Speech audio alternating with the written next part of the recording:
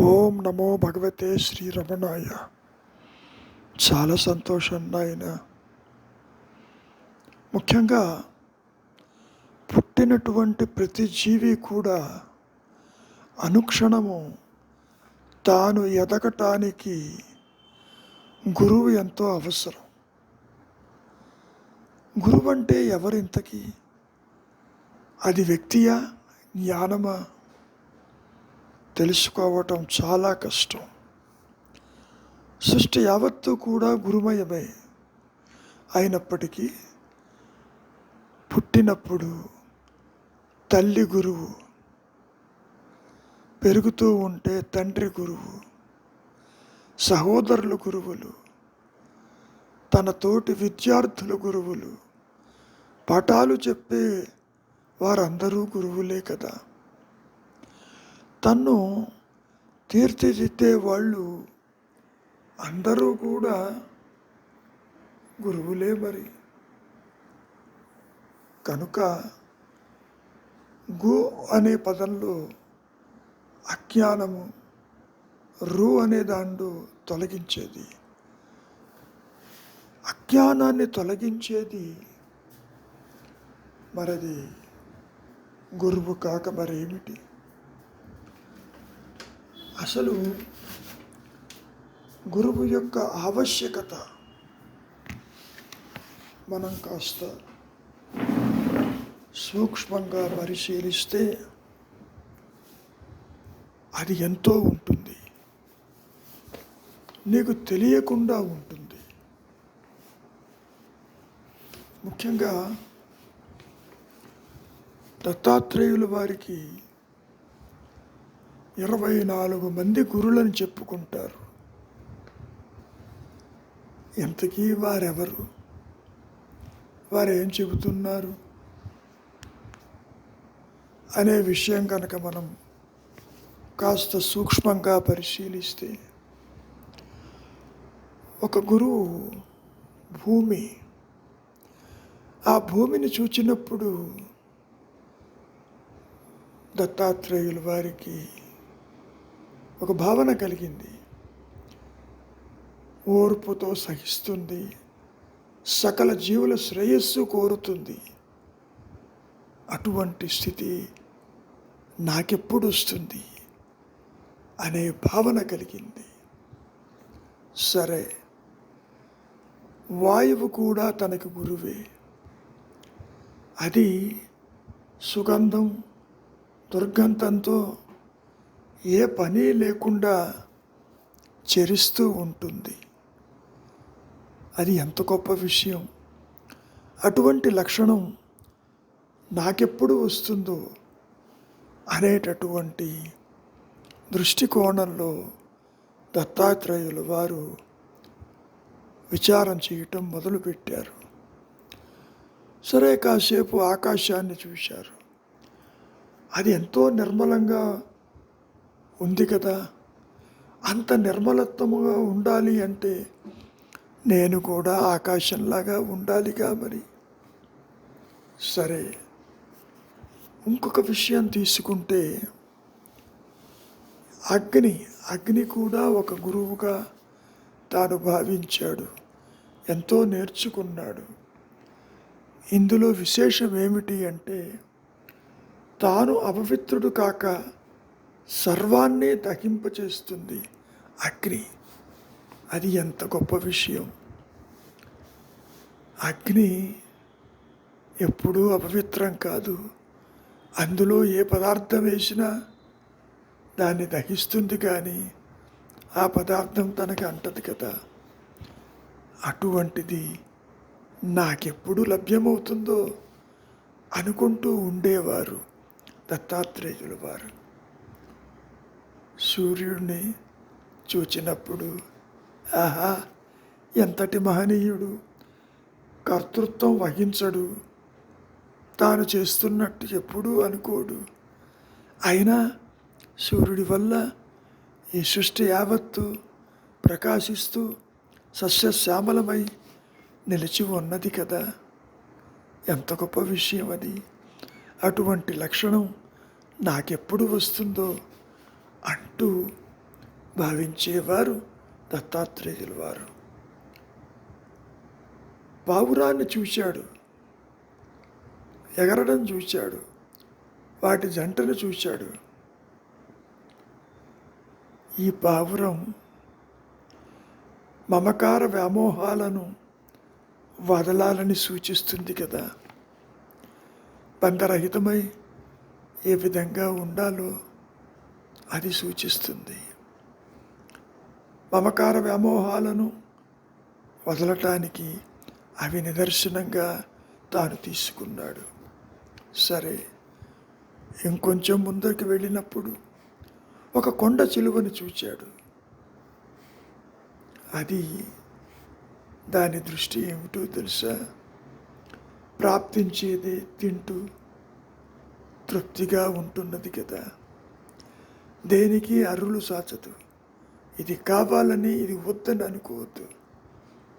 ఏది లభ్యమైతే దాన్ని తింటూ తృప్తిగా హాయిగా జీవిస్తుంది.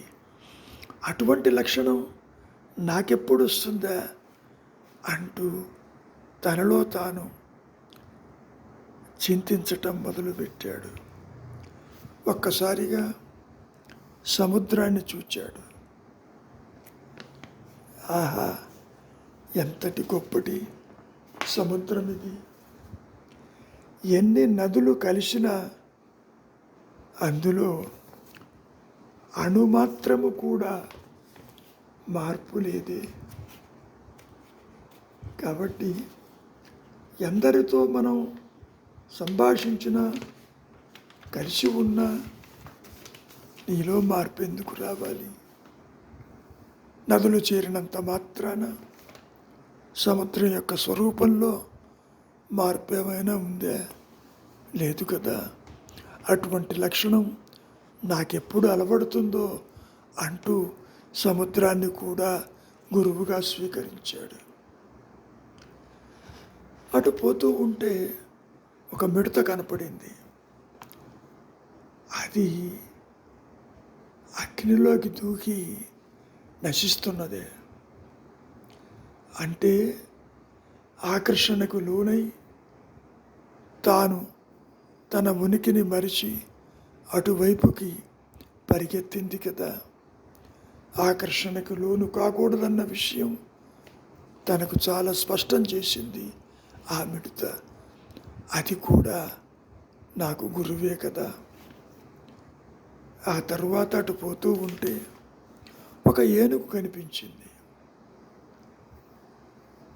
ఎంత విచిత్రంగా ఉంది!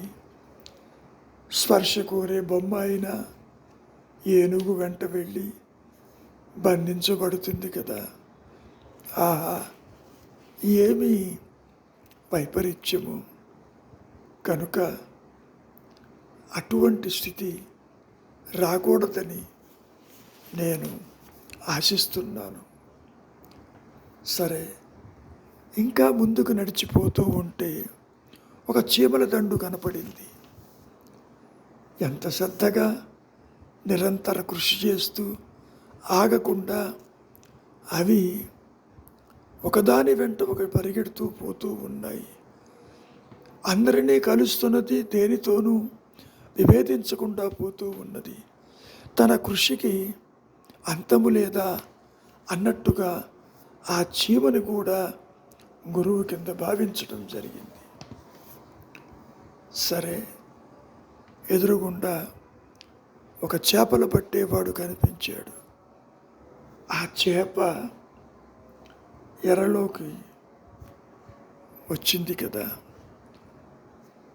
ఎరకు లోను కాకుండా, అంటే జిహ్వా చాపల్యం లేకుండా నిలిచి ఉండటం అనేది అవసరమే కదా అని చేపను చూసి కూడా దత్తాత్రేయులు వారు గ్రహించారు.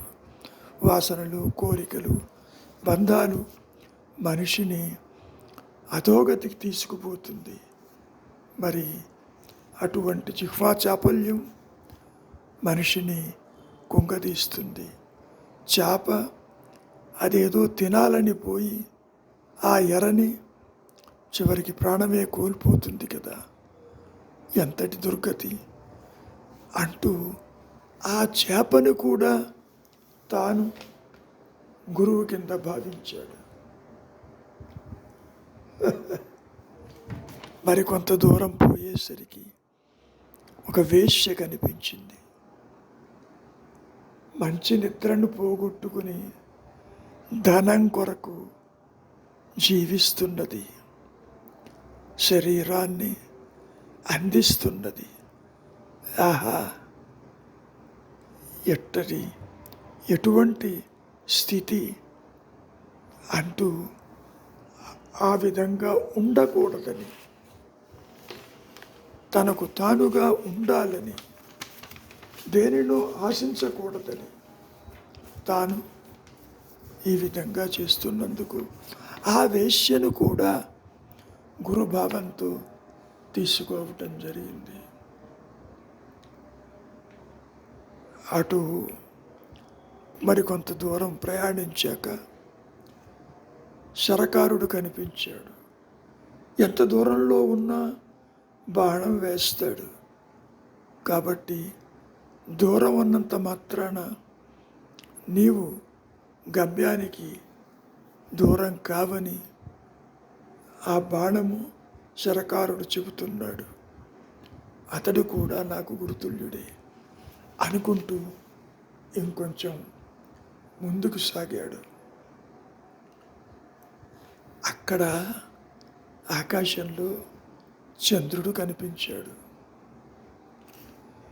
జీవులకి స్వయం ప్రకాశం లేదని గ్రహించాడు.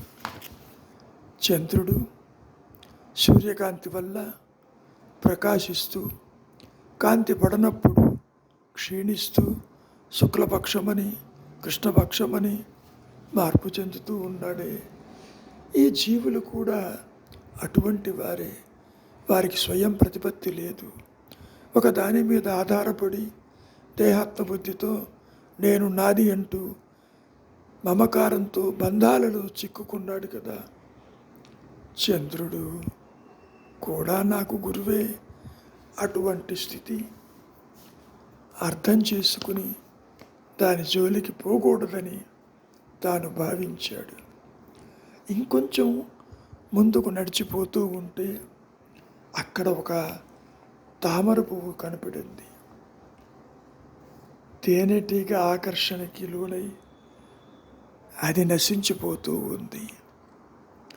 తామర పువ్వు దగ్గరికి ఏదో ఆస్వాదించాలని తేనెటీగల ఆకర్షణకి లోనై అది నశించిపోయింది. ఆ తామర పువ్వు కూడా తాను గురువు కింద భావించడం జరిగింది. ఇంకొంచెం ముందుకు నడిచిపోతూ ఉంటే ఒక పెద్ద తేనె తుట్టె కనిపించింది. ఆ తేనె తిట్టను చూసినప్పుడు కూడబెట్టక రేపనేది లేక నిలిచి ఉంటుంది. అంటే దాని అర్థం తేనెటీగలు ఎక్కడెక్కడి నుంచో మకరందాన్ని స్వీకరించి అది కూడబెడుతూ పెట్టింది. అటువంటి కూడబెట్టినప్పుడు రేపనేది లేక నిలిచి ఉంటుంది కదా, పని చేస్తూనే ఉన్నది. ఇది నాకు కావాలని కూడా ఉండదు, ఆ పని చేస్తూ ఉన్నది అంటూ ఆ తేనెటీగని కూడా తాను గురువుగా భావించడం జరిగింది. ఇంకొంచెం ముందరికి వెళుతున్నాడు. ఆ నడకలో ఒక చోట ఒక లేడి పిల్ల కనపడింది. అది వేటగాని కపట సంకేతానికి మోసపోయి నశించిపోయింది శుభ. కాబట్టి జీవితంలో ఎన్నో మోసపూరితమైనటువంటి సంకేతాలు కనపడుతూ ఉంటాయి. వాటికి జాగ్రత్తగా ఉండాలని ఆ లేడిని కూడా గురువుగా భావించాడు. ఇంకొక చోటికి బయలుదేరిపోతూ ఆకాశ వీధిలో ఒక గ్రద్దని చూచాడు. ఎలుక కాకులు వెంటాడితే వదిలేసి అది ప్రశాంతంగా ఉంటుంది. అంటే ఎంతటి క్రిటికల్ స్థితిలో కూడా అది తన ప్రశాంతతకి దూరం కాదు. తాను తన పని చేసుకుంటూ పోతూ ఉంటుంది. ఎంత గొప్ప విషయం! అటువంటి స్థితి నాకెప్పుడు వస్తుందా అంటూ భావించాడు. ఇంకొంచెం ముందరికి పోయినప్పుడు ఒక కన్యపిల్ల కనిపించింది. ఆ కన్యపిల్లని చూచినప్పుడు ఒక్క గాజుతో పనిచేసి తన ఉనికిని తెలియక ప్రవర్తిస్తుంది. సాధకుడు ఆ విధంగా ప్రవర్తించాలి. అంటే మిగిలిన విషయాలు గుర్తించకుండా కన్య ఏ విధంగా అయితే గాజు సవ్వడిలో తన ఉనికిని తెలియజేస్తుందో అలా ఉండాలంటూ భావించి ఆ కన్యను కూడా గురువు కింద భావించాడు. తన లక్షణాన్ని తీసుకుని మరి కాస్త దూరం నడిచి వెళుతున్నాడు. అక్కడ ఒక సర్పం కనిపించింది. చెదలలో చరిస్తూ ఎవరికీ తెలియకుండా ఉంది. ఈ విధంగా నేను ఎప్పుడు ఉంటాను? లోకంతో సంబంధం లేకుండా, ఎవరికీ తెలియకుండా శాంతిగా నేను ఎలా ఉండగలను అనుకుంటూ ముందుకు సాగాడు. ఆ పామును కూడా గురువు కింద భావించాడు. ఒకచోట విశ్రాంతి తీసుకుందామని ఒక చెట్టు కింద కూర్చుని ఉంటే అక్కడ ఒక సాలెపురుగు కనిపించింది. దారం తలలోనే కలుపుకుంటుంది. దాని నోటి వెంటే దారాన్ని చేసి ఒక వల పన్నుతుంది. ఆ వలలో పడ్డటువంటి యొక్క చిన్న చిన్న క్రిమి కీటకాలు అది ఆస్వాదిస్తూ ఉంటుంది. తిరిగి ఆ వలని తనలో తీసుకుంటుంది. అంటే దారం తనలోనే కలుపుకుంటూ జీవితాన్ని సాగిస్తూ ఉంది. సర్వము నాలోనే ఉన్నది, ఈ జీవుడికి ఆత్మకి భేదం లేదని అది చెబుతూ ఉన్నది. సరే, ఇంకొంచెం ముందరికి వెళ్ళినప్పుడు అక్కడ భ్రమరం కనపడింది. భ్రమర కీటక న్యాయం అంటే ఏమిటో గోచరమైంది. ఆ భ్రమరము మట్టితో కొన్ని ఇళ్ళని తయారు చేసి అందులో ఒక పురుగుని తీసుకొచ్చి పెడుతుంది. ఆ పెరుగును పెట్టి ప్రతిరోజు అనుక్షణము దాని చుట్టూ తిరుగుతూ జుమ్మన తిరుగుతూ ఉన్నది. కొన్ని రోజుల తరువాత ఆ కీటకం భ్రమరమై తెల్లటి రెక్కలతో బయటకు వచ్చింది ఆ గూటి నుంచి. కాబట్టి ఈ భ్రమరం కీటక న్యాయం అంటే ఏ విధంగా తీసుకున్నాడు?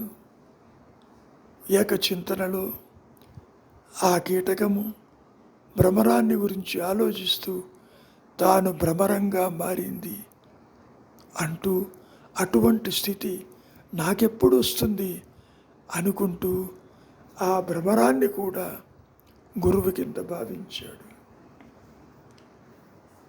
చివరిగా నడిచిపోతూ ఉంటే ఒక జలపాతం కనిపించింది. ఆహా, అది పళ్ళల్లోనే చరిస్తూ ఎంత నమ్రతతో ఉన్నది! ఎంత గొప్ప విషయం! అటువంటి నమ్రత నాకెప్పుడు వస్తుందా అంటూ భావించాడు దత్తాత్రేయులు వారు. ఈ విధంగా తాను సృష్టిలో ఉన్నటువంటి ప్రతి ఒక్క జీవిని వస్తువుని తాను గురువు కింద భావించాడు.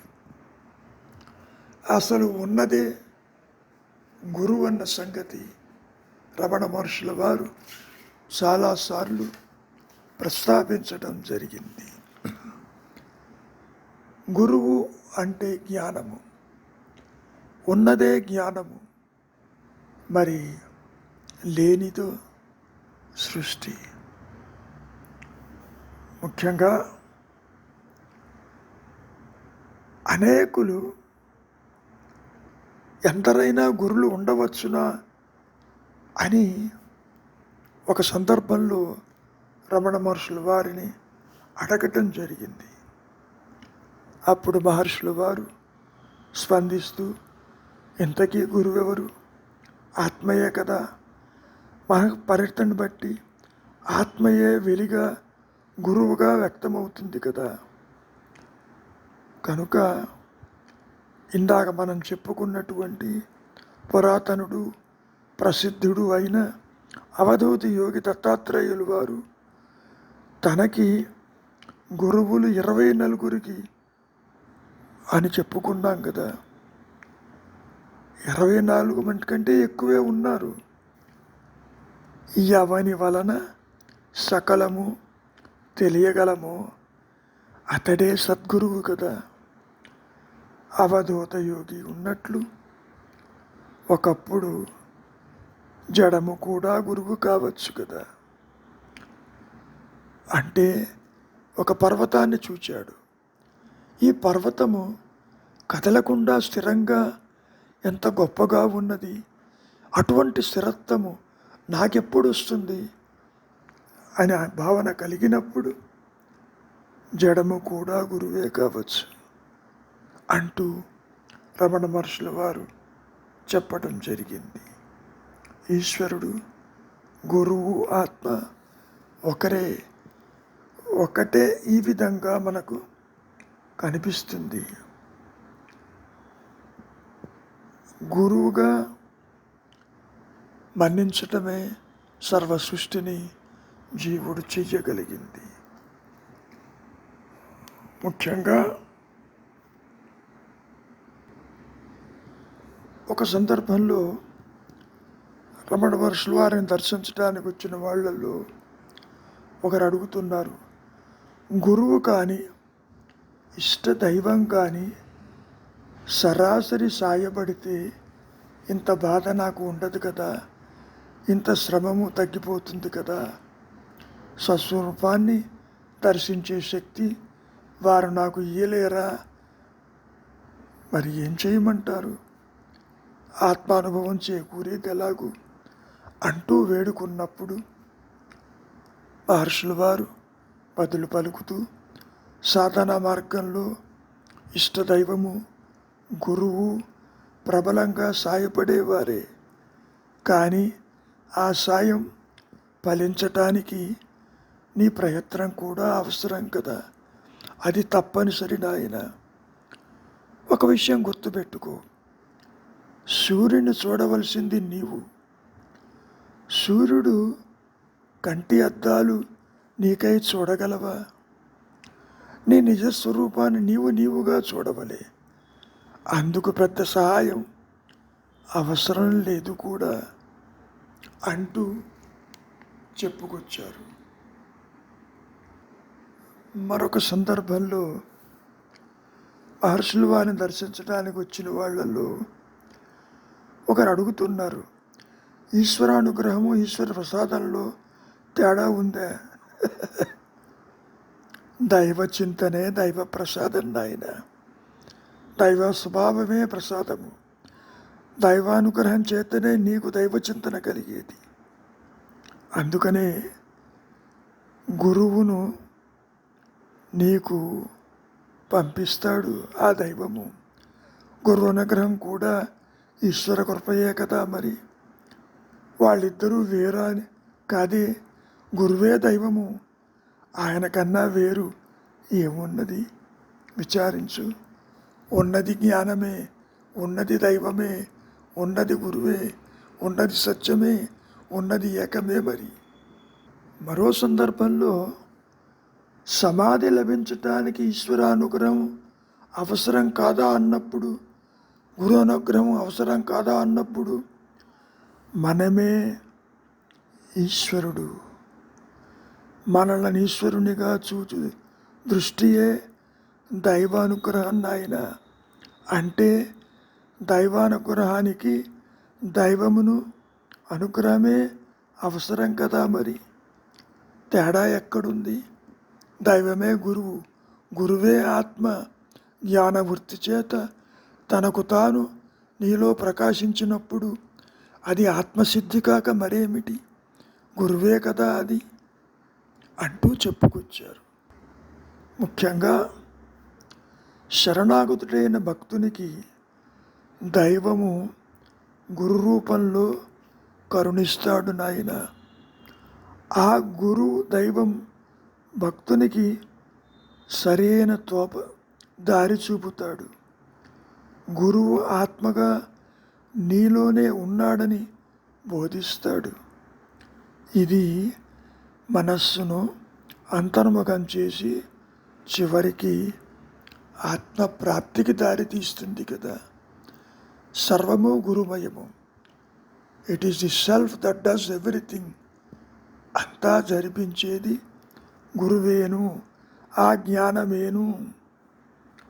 కనుక నీవు చెయ్యవలసింది ఊరక ఉండుటి.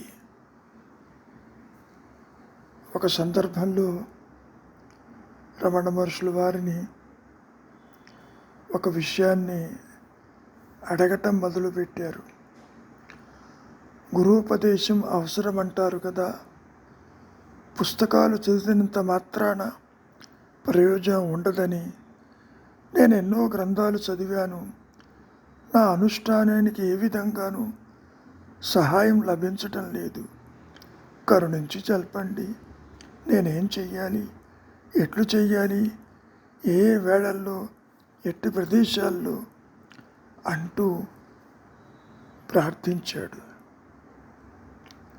మహర్షి పలకలేదు, మౌనంగా ఉండిపోయారు. మౌనానికి అర్థం బహుశా ఇచ్చటే ఇప్పుడే స్థిమితంగా శాంతంగా ఉండు, చేయవలసింది అంతే అని అర్థం కదా. కానీ అది తనకు అనిపించటం లేదు. ఆ విధంగా మాటలతో స్పష్టంగా ఇంకా చెప్పాలని ఎదురు చూచాడు.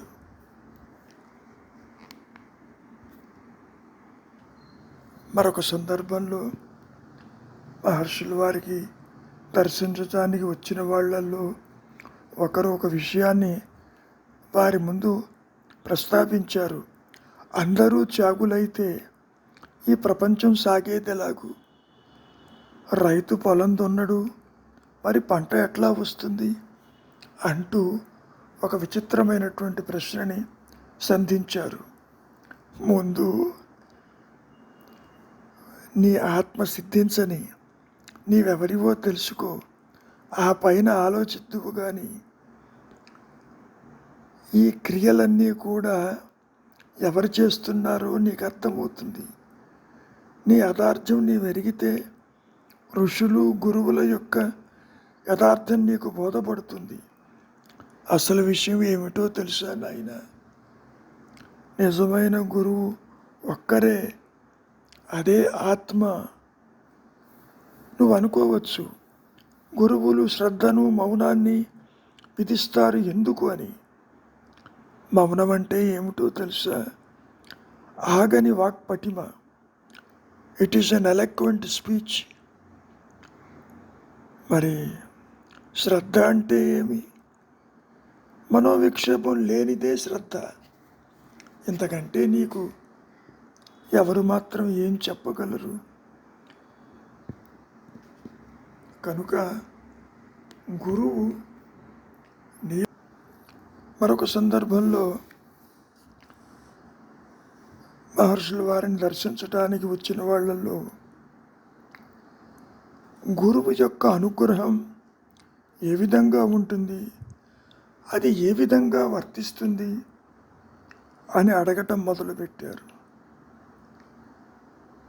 నాయన గతంలో చెప్పినట్టు గురువే ఆత్మ, ఆత్మ అంటే ఎరుక, ఎరుకే దైవము, ఉన్నదే ఆ పరబ్రహ్మము. ఇంకా అడుగుతున్నావు ఆత్మ సాక్షాత్కారం దానికి గురువెట్లా చేరుస్తాడని.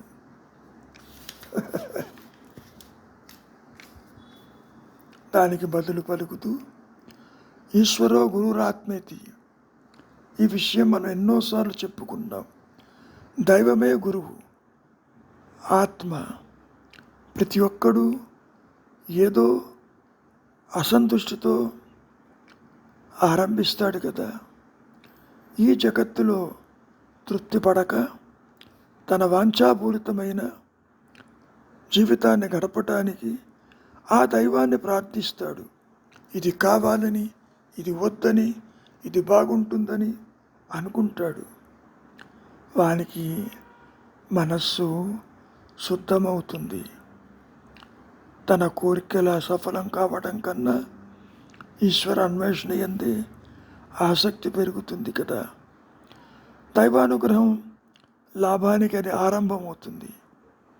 అప్పుడు దైవం వానికి గురు రూపంలో ప్రత్యక్షమవుతాడు, సత్యాన్ని బోధిస్తాడు. బోధతో తన సంసర్గంతో వారి మనస్సును పవిత్రం చేస్తాడు సుమా. మనస్సుకప్పుడు బాగా శక్తి హెచ్చుతుంది, అంతర్ముఖం కాగలుగుతుంది. ధ్యానం దాన్ని మరింత పునీతం చేస్తుంది. చివరికది కొంచెమైనా సునిశ్చితంగా నిలుస్తుంది. ఆ నిశ్చలతే ఆత్మ.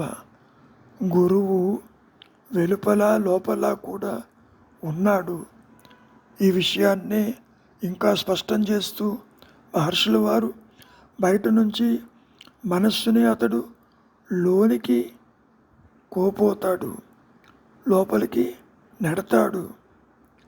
లోనుంచి దానిని అంతర్ముఖంగా లాగి నిశ్చలం చేస్తాడు. మరి బాహ్య గురువు లోనికి నెడతాడు, అంతర్గురువు లోపలికి లాక్కుంటాడు. మరి అనుగ్రహం అంటే అదే కదా, మరి వేరేముంటుంది? అంచేత దైవానికి, గురువుకి, ఆత్మకి ఏ భేదం లేదు సుమా. విచారించు. గురువు నీలోనే ఉన్నాడు, బయట ఎక్కడ భౌతికం కాదు అంటూ స్పష్టం చేశారు. మరొక సందర్భంలో ఒకరు అడుగుతున్నారు, భగవాన్ యొక్క అనుగ్రహం కావాలి, నేను ఏ విధంగా ప్రారంభించాలి? అనుగ్రహం లేకపోతే నేనేం చెయ్యలేను కదా. మరి నాకు అనుగ్రహాన్ని ప్రసాదించండి అంటూ వేడుకున్నాడు. దానికి మహర్షుల వారు బదులు పలుకుతూ, అనుగ్రహం ఎప్పుడూ ఉన్నది. గురువు అనుగ్రహం లేకపోతే నీకు అసలు వైరాగ్యం కలగదు కదా, సత్యాన్ని తెలియటానికి వీలు కాదు, అసలు ఆత్మసిద్ధే అలవడదు. ముఖ్యంగా నీవు చెయ్యవలసింది అంతర్ముఖంగా, చెయ్యవలసింది నిశ్చలత్వానికి రా. గురువు నీలోనే ఉన్నాడు. బయట నుంచి గురువు నీకు ఏది అందించడు. ఆత్మజ్ఞానం చేతిలో పెడతాడా? అదే మహర్షులు వారు స్పష్టం చేసింది. గురువు ఆత్మజ్ఞానం ఇవ్వడు, పవిత్ర గ్రంథాలలో ఉండదు, ఆకాశం నుంచి ఊడిపడదు. ఇతరులు ఎవరు కూడా నీకు ఆత్మజ్ఞానాన్ని అందించరు అంటూ స్పష్టం చేశారు. ప్రశ్నలకి అంతంటూ ఉండదు. వచ్చిన వారు ఎన్నెన్నో రకాల ప్రశ్నలు అడుగుతూ ఉంటారు మహర్షుల వారిని. అందులో ఒకరు చాలా విచిత్రమైనటువంటి ఒక ప్రశ్న వేశారు.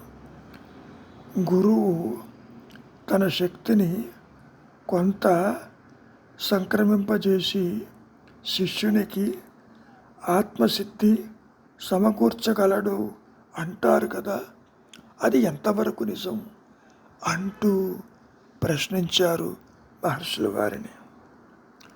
దానికి మహర్షుల వారు, నిజమే, కానీ ఒక విషయం గుర్తుపెట్టుకో, గురువు ఆత్మానుభవాన్ని ఘటింపడు, దానికి ఉన్నటువంటి అవరోధాలను తొలగించటం మాత్రమే ఆయన చేసేది. అంటే దాని అర్థం ఏమిటి? నీవేది కాదో చెబుతాడు. నీవు దేహము కాదని, మనస్సు కాదని, బుద్ధి కాదని, ఏదీ కాదని, నీవు అదేనని సూచిస్తాడు. ఆత్మ ఎప్పుడు నీకు అనుభూతమే కదా. నీకెందుకు తెలియటం లేదు? లోకచింతన వల్ల. లోకచింతన చోటు చేసుకున్నప్పుడు ఆత్మచింతనకి దూరం అవుతున్నావు నీవు. అంతేకాదు, ఆత్మ సాధనకి గురువు తప్పకుండా అవసరమా అని కూడా అడుగుతున్నావు నీవు.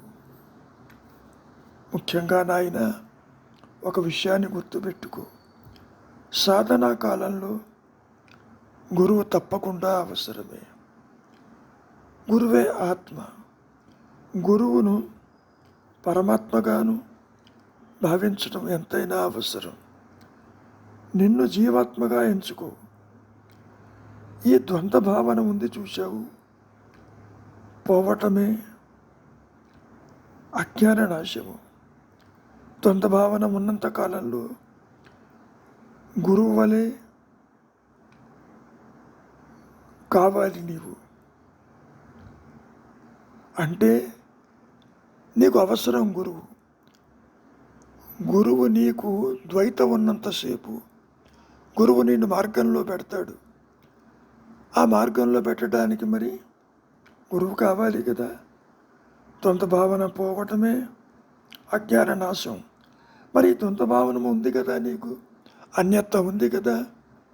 మంచి చెడులని, సుఖ దుఃఖాలని, స్త్రీ పురుషులని, మరి ఉచ్చ నీచాలని, ఈ భావనంతా కూడా, అన్యత్వం అంతా కూడా, భేదము పోవాలి అంటే గురువు కావాలి.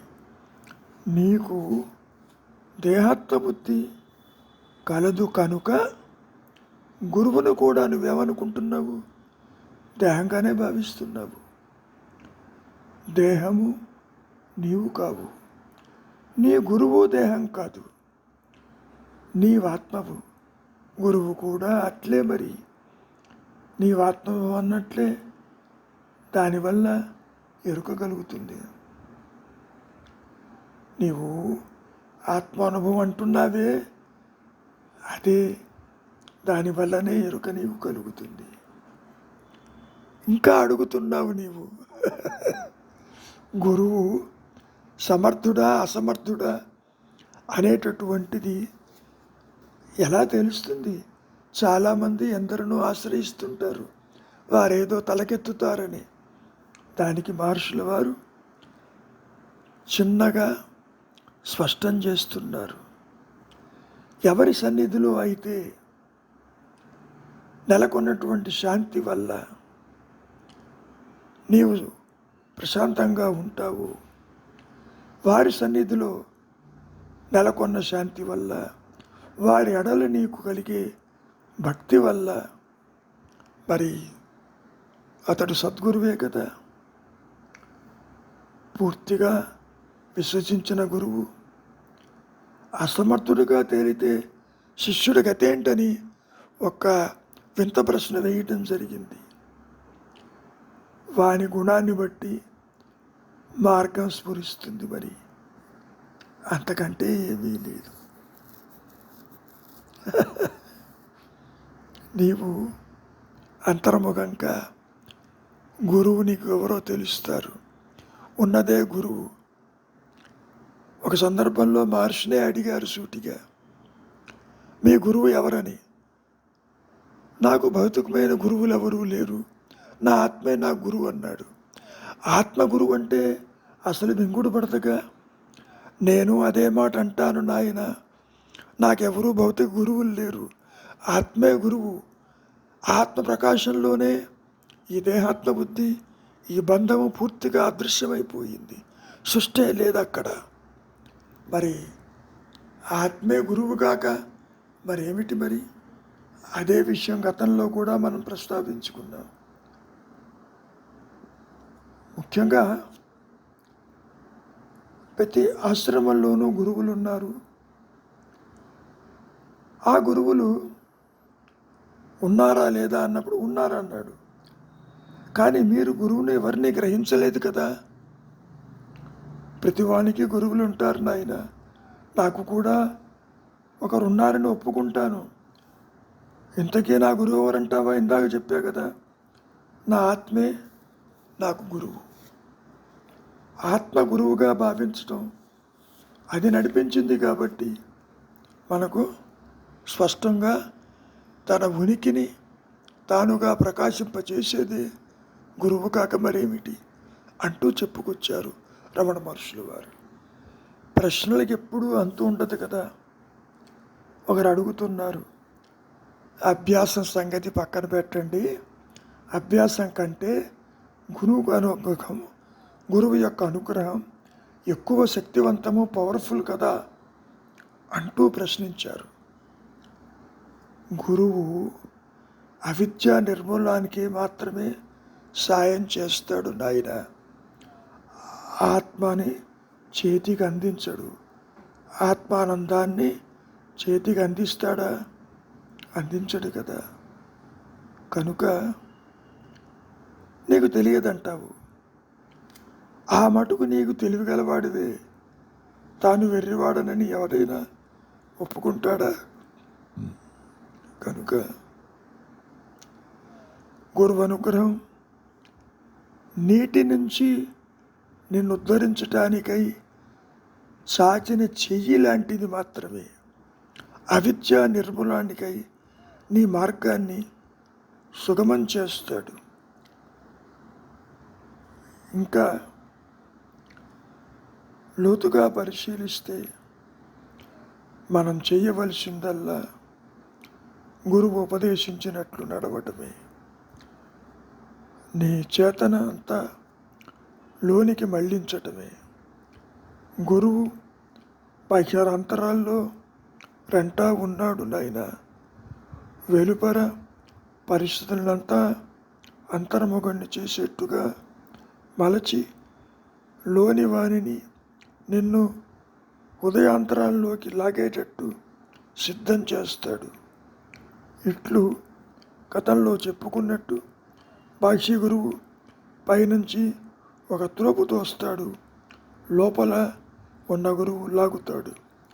దీనితో నీవు మధ్యలో స్థిరపడతావు నాయన అంటూ చెప్పుకొచ్చారు.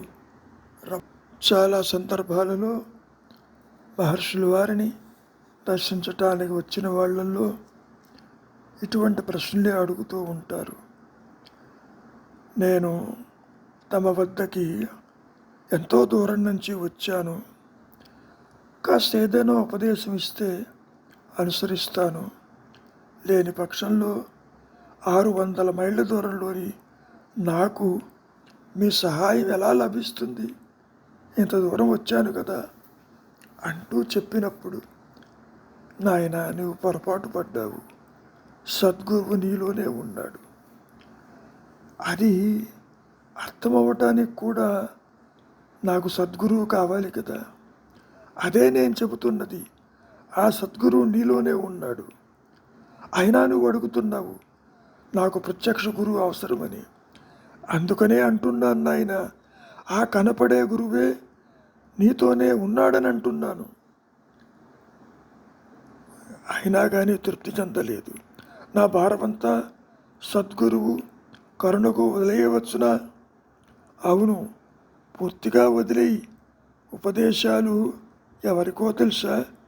శరణాగతి చేయని వారికి అవసరం అవుతుంది. పూర్ణ శరణాగతి అయిన వారికి ఉపదేశాలు ఎందుకు? వాటి ఉపయోగం ఏమిటి? ఆలోచించు అంటూ చెప్పుకొచ్చారు. కొన్ని సమయాల్లో ప్రశ్నలు చాలా వింతగా ఉంటాయి.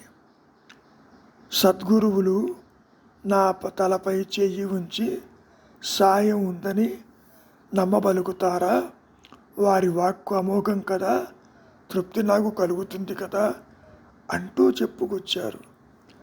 అప్పుడు మహర్షి వారు స్పందిస్తూ, ఆ పైన ఒక అగ్రిమెంట్ పత్రం అంటావు, నీవు అనుకున్న సాయం కనపడకపోతే కోర్టులో కేసు అంటావు, అవునా అంటూ హర్షం వ్యక్తం చేశారు.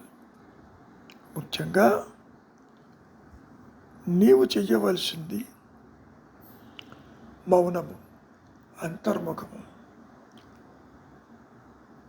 శరణాగతి కూడా ప్రయత్నం కావద్దా అని అడుగుతున్నావు. కావాలి, తప్పదు. అది పూర్తి కావటానికి కాలం పడుతుంది కదా. ఉపదేశానికి గురువు ఉండాలి కదా, గురువు కావాలి కదా అని చాలాసార్లు ఎందరో అడుగుతూ ఉంటారు. దానికి మహర్షులు వారు స్పందిస్తూ, నిజమే, ఏదైనా కొత్తగా నేర్చవలసింది ఉంటే నేర్చేటట్లయితే గురువు అవసరమే. కానీ ఇక్కడ నీ పని ఇప్పటికి నేర్చుకున్నది మర్చిపోవటమే. ఇది గుర్తుపెట్టుకో. నీవు పుట్టినప్పటి నుంచి ఇంతవరకు ఎన్నో విషయాలని, శాస్త్రాలని సేకరించావు. నీ మనస్సు పూర్తిగా నిండిపోయి ఉంది. వాటిని మర్చిపోవటమే చెయ్యటం. మరి దానికైనా గురువు అవసరమే కదా. నీవెక్కడో వెతుకుతున్నప్పుడు నీకు ఇప్పుడు దొరికినాడు కదా, కాబట్టి మరే గురువు అక్కర్లేదు. లోనికి పో, నీకే తెలుస్తుంది గురువు లోపలే ఉన్నాడని. ఎన్నోసార్లు చెప్పుకున్నా గురువు భౌతికం కాదు, గురువే జ్ఞానము. ఈ సర్వాన్ని నడిపించేది ఆ జ్ఞానమేను. నిన్ను నన్ను ఈ సృష్టిని వదిలిపెడుతుందా? కనుక ఆ ఉచ్చతర శక్తే గురువు, సర్వాన్ని నడిపించేది అదేను అంటూ చెప్పడం జరిగింది రమణ మహర్షులు వారు. మరొక సందర్భంలో ఒక పృచ్ఛకుడు ఒక ప్రశ్నను లేవనెత్తారు. అది ఎలా ఉందంటే, ఆచరణలో అద్వైతం లేదు కదా, అందువల్ల ఆ ప్రశ్న ఏ విధంగా ఉండవలేనంటుంది శ్లోకం. ఈ విధి సాధకునికే కానీ సిద్ధించిన వానికి కాదు.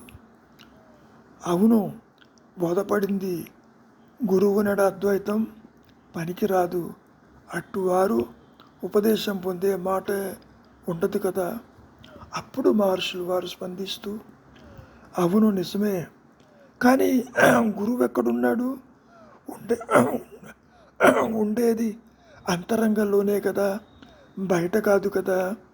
గురుదేవ, సదా నా అంతరంగంలో సుస్థితుడవై మానుష రూపంతో తోచి నన్ను నడుపుతూ రక్షిస్తూ ఉన్నావు అని ఒక తమిళ యతి కూడా పాడాడు. అంతరంగంలో ఆత్మగా ఉన్నదే క్రమశః మానుష రూపంలో గురువుగా ఆవిష్కరిస్తాడు, నీకు దారి చూపిస్తాడు, నేను నీలోనే ఉన్నానని చెబుతాడు. మరి అది గురువు కాక మరెవరు? గురువే ఆత్మ కదా, సర్వము ఆత్మే కదా, ఉన్నదే గురువు కదా. ఒక సందర్భంలో రమణ మహర్షులు వారు ఈ విషయాన్నే ప్రస్తావిస్తూ, గురువు ఆత్మ, అనుగ్రహము ఆత్మకు భిన్నం కాదు. కనుక రెండు ఒకటేను. అసలు కొత్తగా నీకేదీ రాదు నాయన. ఆత్మసిద్ధి లేని క్షణము ఎరుగుదువా? ఆత్మకు వేరుగా ఎప్పుడైనా నీవు ఉండగలవా? నీవెప్పుడు ఆత్మవేను. కనుక ఆత్మను విడిచి నీవు అన్యంగా ఉండవు. ఆత్మని సాధించే మాటే లేదు, సాధన లేదు, సాధన చేసేవాడు లేడు. ఒకవేళ సాధించేదే కనుక అయితే ఇప్పుడు లేదు, కొత్తగా వచ్చేదైతే అది మళ్ళీ పోతుందిగా. మరి సాధన ఏమిటి? ఒకవేళ మౌనము సాధన అనుకుంటే మరి అది సాధనే. మరి మౌనంగా ఉండు, ఊరక ఉండు, అప్పుడు నీకే తెలుస్తుంది సాధన అనేది ఉన్నదో లేదో అంటూ చెప్పుకొచ్చారు. అంతేకాదు, నీవు వ్యక్తిత్వం అనుకుంటున్నావు, ఒక వ్యక్తి అనుకుంటున్నావు, అంతవరకు నీకు అవసరమే సుమా. నీకు ఎట్టి పరిధులు లేవని, సహజంగానే నీవు అన్నిటికీ అతిథులువని తెలపాలి కదా. అందుకనే గురువు అవసరమే. ఒక సందర్భంలో గురువు యొక్క అవసరం ఉన్నదా లేదా అన్నప్పుడు ఎవరికైనా ఎలా తెలుస్తుంది? ఆత్మప్రకాశం అయిన తర్వాత అక్కర్లేదని అనుకోవచ్చు, అంతవరకు కావాలి కదా. గురువు లోపల నుంచి, గురువు బయట నుంచి నడిపిస్తాడు ఈ జీవుణ్ణి అంటూ చెప్పుకొచ్చారు రమణ మహర్షులు వారు. ఇంకా స్పష్టం చేస్తూ, నీవు తలచటం మానివేయక్కర్లేదు, కానీ దాని మూలమేదో యోచించు, అది చాలు. వెతికితే దానిని కనుక్కో, ఆత్మ తానై భాషిస్తుంది. దానిని కనుక్కుంటే తలపులు తమంతట తామే అంతర్ధానమైపోతాయి, అంతమైపోతాయి. అదే బంధముక్తి, అంతకంటే ఏమీ లేదు. మంచిది, నిదానంగా విచారించు. గురువు ఎప్పుడో వస్తాడు అనుకోబాకు, నీలోనే ఉన్నాడు. శ్రద్ధే గురువు, మరి అనుగ్రహమే గురువు. అది నీలోనే ఉన్నది, అది బయట నుంచి రాదు. గతంలో చెప్పుకున్నట్టు ప్రశ్నలకి అంతు లేదు కదా. ఒకరు సూటిగా అడుగుతున్నారు, ముక్తి లభించటంలో గురువు అనుగ్రహానికి గల ప్రాధాన్యం ఏమిటని. ఎంతసేపటికి ద్వైత బుద్ధితోనే అడుగుతూ ఉంటారు. దానికి మహర్షులు వారు, నాయనా ఒక విషయాన్ని గుర్తుపెట్టుకో, నువ్వు ముక్తి ముక్తి అంటున్నావే, ఈ ముక్తి అనేది కొత్తగా వచ్చేది కాదు. అది నీకు వెలిగా ఎక్కడా లేదు కదా, అది నీలోనే ఉన్నది. ముక్తికై నిజంగానే ఆతురత పడితే ఆతురత అయిన వాడిని లోని గురువులోనికి లాక్కుంటాడు, వెలి గురువు లోపలికి తోస్తాడు. అదే కదా గురుగ్రహం. అంతే, అనుగ్రహమే గురువు, అనుగ్రహమే జ్ఞానము, అనుగ్రహమే ఉన్నది అంటూ చెప్పుకొచ్చారు రమణ మహర్షులు గారు. మనం ఇక్కడ ఎన్ని రకాలుగా చెప్పుకున్నా భౌతికంగా గురువు కనపడి తనకేదో అందిస్తాడు అనుకునేటటువంటి యొక్క భ్రమ ఈ మాయలో ప్రతి ఒక్కరికి ఉంటుంది. ఎవరు నన్ను తీసుకెళ్ళగలరు, ఎవరు నన్ను ఆత్మజ్ఞుణ్ణి చేయగలరు, ఎవరు నాకు దారి చూపిస్తారు అని అనుకోనే తపన పెరిగిన కొద్దీ ఆ భక్తి భావనతో నీకు ఎదురుగుండానే గురువు కనిపిస్తాడు. భక్తి, గురువు, జ్ఞానము అంతా ఒకటే. గురువు నీవు అనుకున్నట్టు గతంలో చెప్పినట్టు దేహము కాదు, నీవు దేహము కాదు, గురువు దేహం కాదు. నీవేదై ఉన్నావో గురువు అదై ఉన్నాడు. గురువు నీలోనే ఉన్నాడు. నిన్ను నడిపించేది, సర్వాన్ని నడిపించేది, సృష్టిని నడిపించేది మరి గురువు కాక మరెవరు? గురువు అంటే జ్ఞానము, ఆ జ్ఞానమే పరబ్రహ్మము, ఆ పరబ్రహ్మమే సర్వము. జీవుడికి పరబ్రహ్మానికి భేదము లేదని గుర్తించటమే ముక్త స్థితి. అంతకంటే ఏముంటుంది? కనుక కొత్తగా ఏదీ రాదు. మీరు అనుకోవచ్చు ఇది పోతే అది వస్తుందని. పోవటానికి ద్వైత జ్ఞానమంతా అజ్ఞానమే కదా. అటువంటి అజ్ఞానమే లేదు, ఉన్నది జ్ఞానము అని నీవు ఎప్పుడైతే గ్రహిస్తావో గురువే నీ ఆత్మగా ప్రకాశిస్తాడు. నేను ఉన్నానన్నటువంటి అహంస్ఫురణగా, అనంతంగా, ఏకంగా, పరిధులు లేక, అదే ముక్త స్థితి కదా. ముక్తి అనేది దేహం రాలిపోయిన తర్వాత వచ్చేది కాదు. ఇప్పుడు కూడా నీవు అదేను, అందులో సందేహం లేదంటూ మహర్షులు వారు వచించారు. మంచిది. మౌనమే శరణ్యం, మౌనమే నీ భాష, మౌనమే నీ ఉనికి, మౌనమే సర్వము, మౌనమే జ్ఞానము.